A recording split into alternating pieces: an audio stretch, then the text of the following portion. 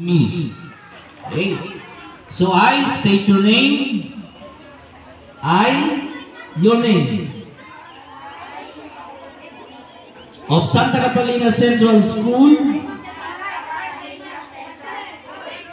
having been appointed and elected as your position of Supreme Elementary Learner Government for school year 2023-2024. 2024. Do hereby solemnly swear that I will faithfully discharge to the best of my ability the duties and responsibilities of my present position, that I have clearly understood,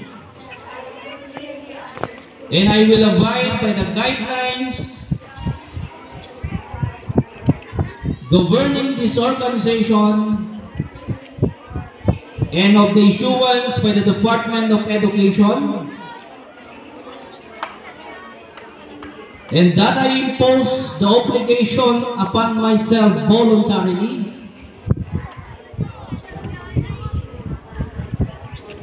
without mental reservation